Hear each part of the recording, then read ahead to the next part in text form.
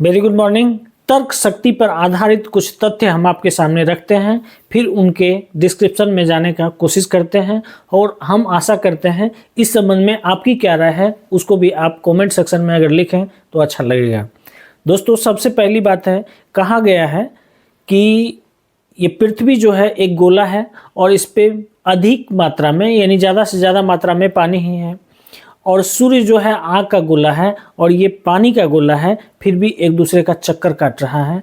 क्या ये चमत्कार नहीं तो और क्या है।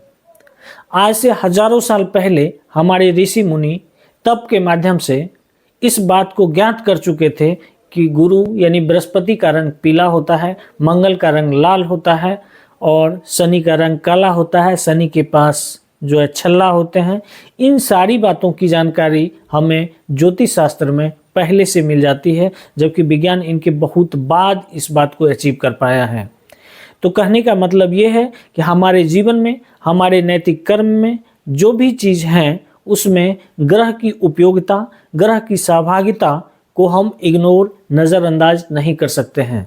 नज़रअंदाज इसलिए भी नहीं कर सकते हैं कि क्योंकि जिस ग्रह की जैसी दृष्टि आपके ऊपर पड़ती है, आपका नेचर, आपका बिहेवियर, आपकी सोच, आपकी प्रवृत्ति उस तरफ चलना शुरू कर देती है।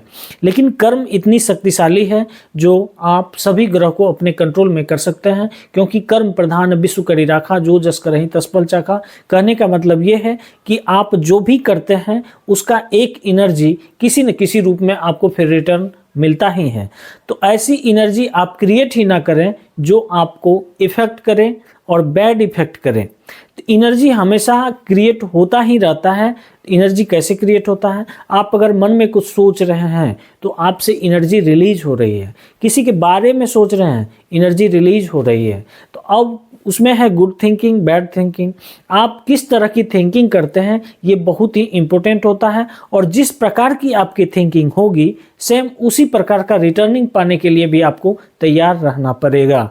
तो ग्रह को कंट्रोल में करने के लिए बहुत सारे तथ्य हैं जिनको कैलकुलेट किया जाता है, और उस कैलकुलेशन के आधार पर आपका जो है एक क्या कहा जाए, चिन्हित किया जाता है कि आपको किस क्षेत्र में क्या करना चाहिए, या फिर आपका कौन सा ग्रह किस स्थिति में है, कौन सा पॉजिटिव रिजल्ट दे रहे हैं, कौन सा नेगेटिव, कौन सा आपको बैक ले जा रहे हैं, कौन सा स्टॉप लगाए हुए हैं।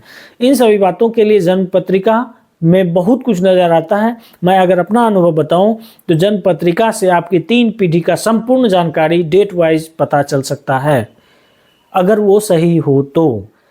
और ऐसा हम देखे हैं कि पत्रिका देख के ही ज्योतिष बहुत कुछ बता देते हैं। तो दोस्तों, एक वर्ल्ड फेमस ज्योतिष यानी विश्व प्रसिद्ध पंचुंगली साधना प्रसिद्ध न्यूरोलॉजी भी जानते हैं, वो पत्रिका की भी अच्छी जानकारी रखते हैं। उसके बाद अनेक प्रकार की सिद्धि है। लगभग 14-15 वर्ष इस क्षेत्र में देने के बाद अध्ययन किए हैं और बहुत डीप अध्ययन किए हैं।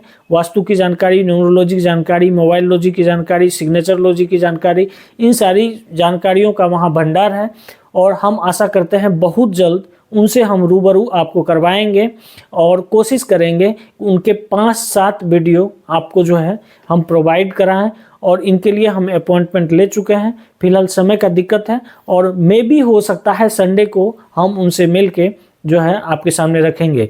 तो कौन सा टॉपिक उनसे यानी कौन सा क्वेश्चन पूछा जाए उनसे, ये आप पर हम छोड़ते हैं। आप कमेंट कीजिए, वही सेक्शन, वही क्वेश्चन हम वहाँ रखेंगे, और उनका जो रिप्लाई होगा उस रिप्लाई को हम आपके सामने वीडियो के माध्यम से रखने का कोशिश करेंगे। धन्यवाद। फिर